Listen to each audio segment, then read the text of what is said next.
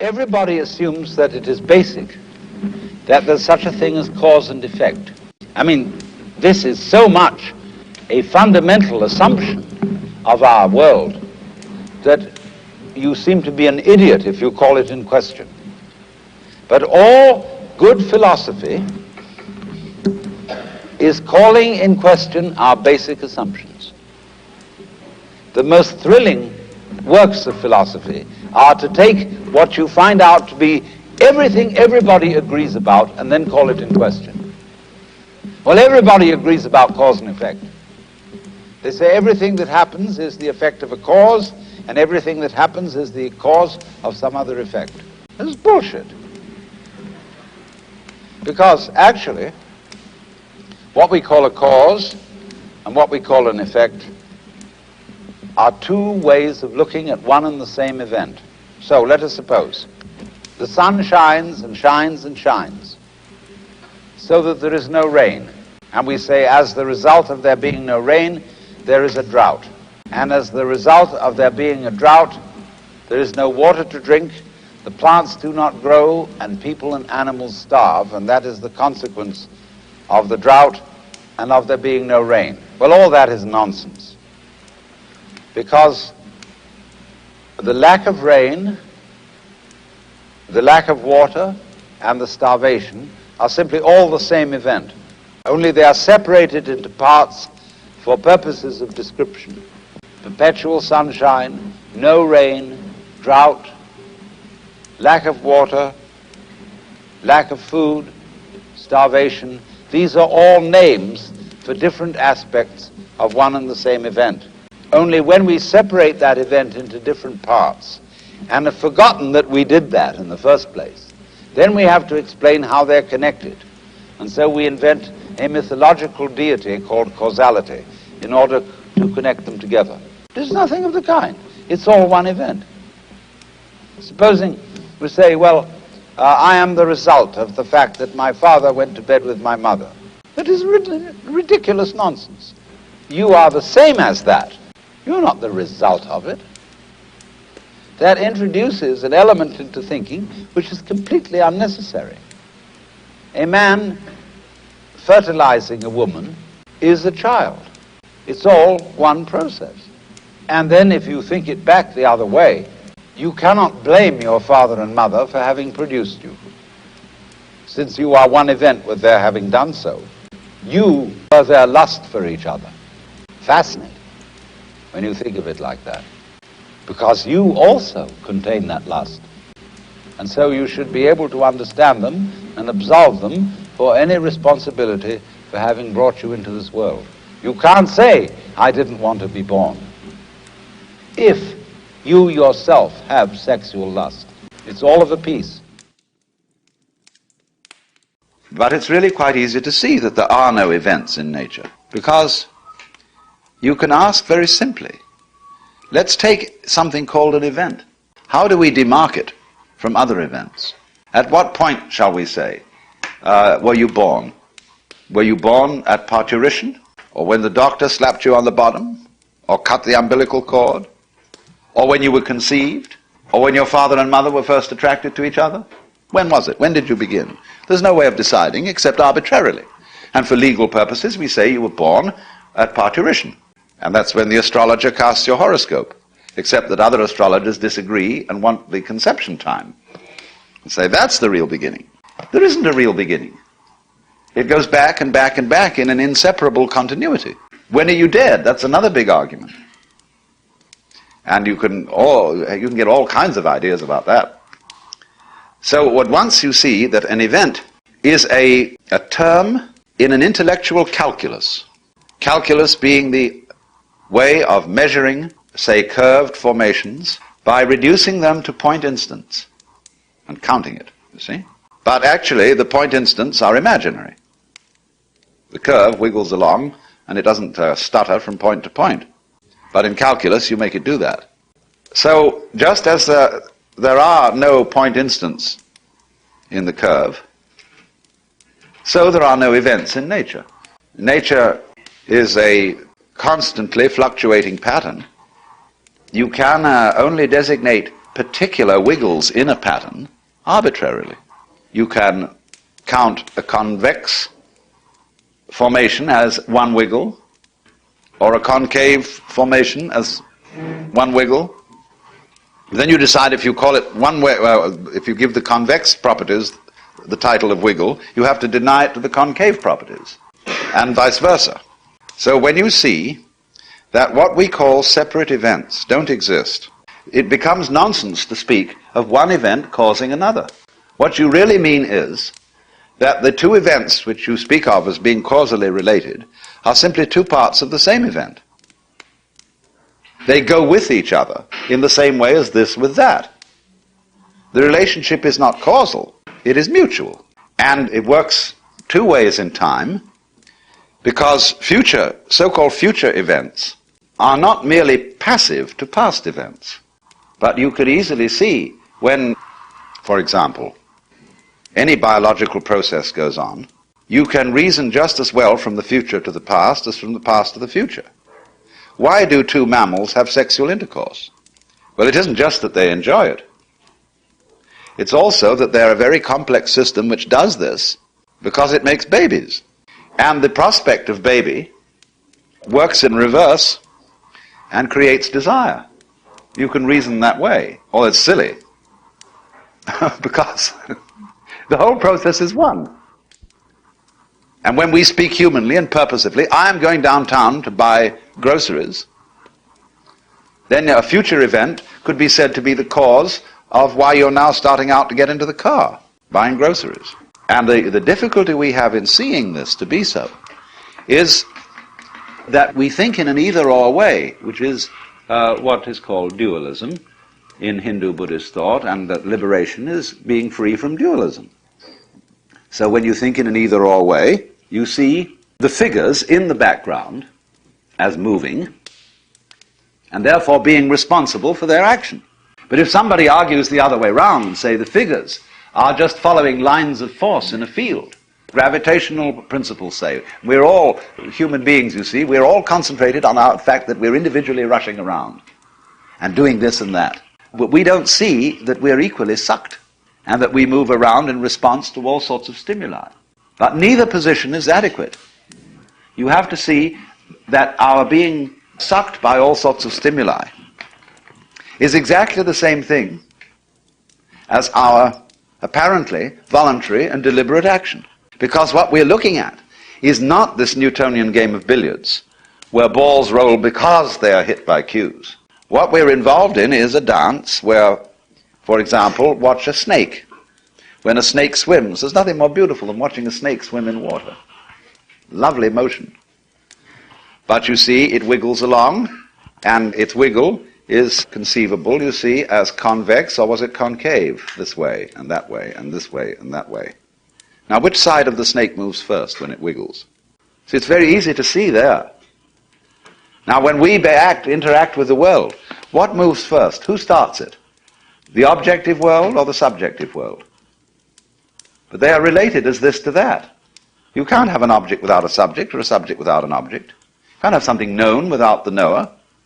And that gives the show away. There isn't any real distinction between the knower and the known.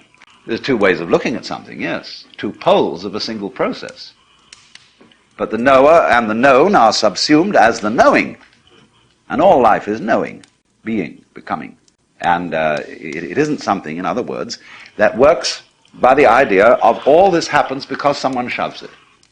Now you see, the idea all this happens because someone shoves it is basic to Western thinking. There is the Lord God who's the boss.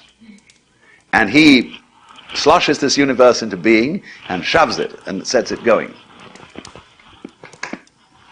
And you better obey that shove, because he's introduced into it some recalcitrance by giving to human beings what the Hebrews call the Yetzer Hara, the wayward spirit, so that they shall be able to play certain games on their own. Because nothing very interesting would happen if everybody obeyed God. The whole world would be like a lifeless thing, you see. So they had to reason that into it in order to save face for God, practically. Because otherwise he could be blamed for all the catastrophes that happened, instead of our being able to say to each other, well, it's our fault. In just the same way as the Cartesian cannot explain the influence of mind on matter, so a person who works according to the theories of logical analysis can't really explain relationship between so-called things. If he's going to take a pluralistic theory of the universe, in which there is no unifying continuum, but there are just these events, you see, there are these things we can talk about in a scientific descriptive manner. How are they related? They obviously are related. They obviously influence each other. But how? Put it in another way of historic philosophical problem. How does a cause influence an effect? Kind of amazing, that they do. We say there are causes and effects. But how does a cause lead to an effect? Is it something like a row of dominoes that stand on their end, and you flip down the first one and they go clickety, clickety, clickety, clickety, and all knock each other down? Or a row of billiard balls? That was the idea of Newtonian physics, of course. That the atoms were things like billiard balls, and they banged each other around. And so you got results. But this really won't do, for very many reasons. One is, of course, that things influence each other backwards. A future event can change a past event. A lot of people aren't aware of that, but it can. If I say the bark of the dog and the bark of the tree, what happens to bark, the former event, is very seriously influenced by the later event, dog or tree. Although the word sounds the same and is spelled the same, it has a different meaning according to what happens later. So in the same way in music, what is happening at this moment may be changed altogether by something happening later. A note has one meaning in one context, another meaning in another context. So what is the cause-effect relationship between them when apparently the earlier event seems to be causally affected by the later event? You see how puzzling all that is. But it's very easily illustrated by certain phenomena of music. When a person is tone deaf, that is to say, he cannot hear melodies. He only hears noise, and he can't understand why other people find music attractive. What is his deficiency? Where is he blind? His blindness is that he cannot hear relationships, or rather, in musical language, he doesn't hear intervals. If you are musically sensitive, what you hear in a melody is not a string of notes. You hear the steps between them. You recognize the major scale of C as ascending. Why do we think of that as up? What does it mean that one sound is higher than another? That's nonsense to a person who's tone deaf. There are just different sounds. There are boomy sounds and squeaky sounds, but they don't rise. You see, he hears no motion in them, because you see, each note is static, and he doesn't hear the lead from one to the other, the step. Well, so a person who's a logical positive, this, is a tone-deaf philosopher. And you can't explain, there's nothing you can do to a tone-deaf person to explain how you hear music, just as there's absolutely no way of making a congenitally blind person understand color. Or we may find out one eventually when we find out a lot more about our senses. But in the ordinary way, he just can't get it. And so in exactly that same way, there are people who cannot get certain things. We say of such people, you know all the words, but you don't know the music. And you may as not well waste your energies trying to convince, but there are, alas, these poor afflicted souls who just aren't functioning on a certain waveband. But now I don't want to say, make a kind of a esoteric scene out of this. A lot of people are trained to pretend that they are not on that waveband. You may be perfectly capable of understanding the relationship between a cause and effect. You know what the relationship is? It's very simple. They're the same event, only divided into two parts. If you see a cat walk by a very narrow window, you see first the head and a little later the tail. If you speak in cumbersome philosophical language, you're going to start talking about the event head being the cause of the event tail. Well, it's all one cat. That's it. So when you see causes and effects, what you're saying is this: aha! I realize at last my perception is limited. And when I saw one thing that's invariably followed by something else, what I hadn't noticed is that they're continuous with each other, so that when one part of this pattern arises, I should expect the other part. They're one pattern. They're not cause and effect. They're not something that is an action and a response to that action, an action and a reaction. They're a single action. That's why they're related in this way. All right, so I've got these two discrete events, and I've called them cause and effect, but I find they are really one. Okay, in exactly the same way, I've got the two discrete events, you and I. We could equally well, couldn't we, say that there may be some sense in which they are one, or the organism and the environment. It's becoming plainer and plainer that they are one. But let's think for a while about cause and effect, and the idea that there is a kind of necessity in nature. I was talking also last time about the work of Ludwig Wittgenstein, and there is a passage in which he says, "There is no necessity in nature for one thing to happen because another has happened. There is only logical necessity." And this again is one of these things that startles common sense. These ghosts, you see, the ghosts say of necessity, of causal necessity, is very, very firmly entrenched in our thinking. And when somebody suggests that it isn't really so, it's quite a shock. And so it's worth examining this conception rather closely and see if we can lay the ghost of necessity. First of all, let's consider a few ordinary causal ideas.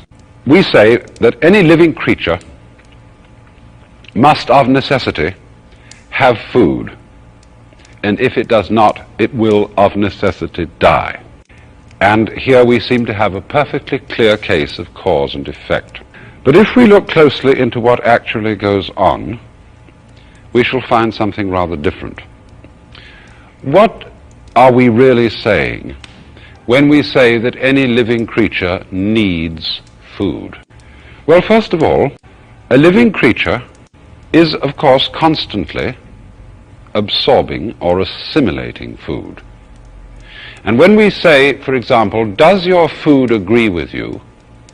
Does the climate agree with you? This is really saying, are you consistent with your environment?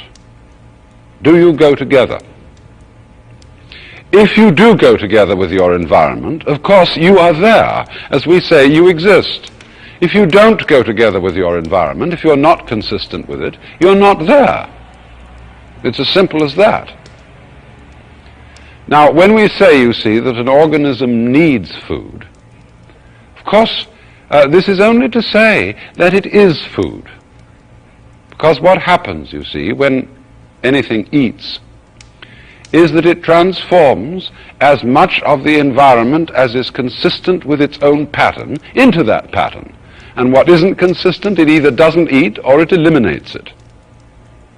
And so what we call an organism is a constant transformation of food into the pattern of the organism.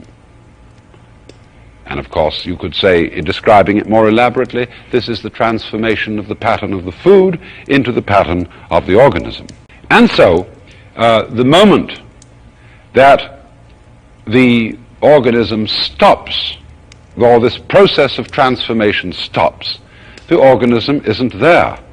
And so long as it is eating, it is still becoming food. Food is still transforming into it, and this is what it means to say that it exists. Now, of course, we are also likely to say, oh, this organism eats because it is hungry. Now, I wonder what we're saying there. Is hunger something, as it were, some kind of power that moves the organism to look for food?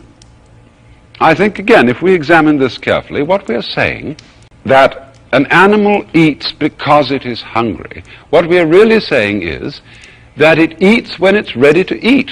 And Hunger is the initial stage of eating. It is a way of perceiving readiness to eat. And then again, when we say it dies because there is no food, if you look into this carefully, what you're actually saying is that when food is not in the environment and therefore is no longer being transformed into the pattern of the organism, then that pattern isn't there anymore. It dies. But you see what is happening here. All we're doing when we say because is that we are describing what is actually happening more carefully. In other words, the organism dies because there is no more food. If we simply say, instead of this word because, we simply say, the organism's death is the cessation of food being transformed into its pattern. You see, we've eliminated the word because. And this is actually what we're doing all the time when we explain things. We're not really describing their causes. That seems to be what we're doing when we don't know the full nature of the event. But what we're really doing is we're describing the event that puzzles us more completely. It seems to be a description of causes if we say death is one event and not having enough food to eat is another event. If we split the two events in the first place, then it will seem that one event causes the other. But it's much simpler to say that all we are doing is we are describing the event called death more carefully. And this makes it more intelligible. Because you see, while we separate events and say that one is the cause and the other is the effect, it's always difficult to show exactly how the cause turns into the effect. We had the same difficulty in trying to show how minds or spirits influence matter. If they were two substances of a completely different order, how does one work upon the other? And we found, in other words, that what appeared to be an explanation wasn't really an explanation at all. If you ascribe, in other words, the intelligent activity of a human being, which he manifests in such physical things as his action and his speech, if you ascribe this to some altogether different kind of entity or substance called a mind, well, how does it affect it? And this is a puzzle nobody was ever able to answer. And just the same thing occurs when you want to know how a cause brings about an effect. You have introduced a gap here, thinking that you were explaining something, and as a matter of fact, you have made the situation more puzzling than it was in the first place. And so, too, when we take such simple problems as what we call gravity, I suspect this is another ghost, when we say, when I let go of a stone, it falls to the ground. That's a perfectly straightforward, simple description of the situation. But then if we add to that and say, the stone falls to the ground because I let it go.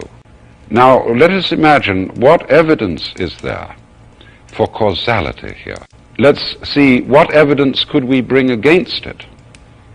Supposing, in other words, a situation were to arise in which I let go of the stone and it didn't fall to the ground but went up in the air instead.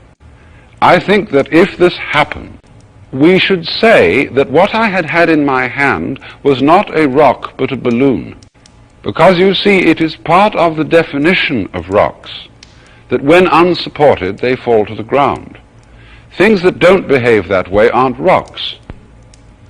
And so when we say that a released rock must fall to the ground, this is because that sort of behavior is part of what we mean by a rock. So the must in there is not, as a matter of fact, something in nature. It is something in the dictionary, in the book of definitions, because the objects that behave that way are so defined. Take another illustration, the sunflower. Now, the sunflower is so arranged that when the sun apparently moves across the sky, it keeps its face following it. And that is what it does. And now, let's say a sunflower must turn its face to the sun.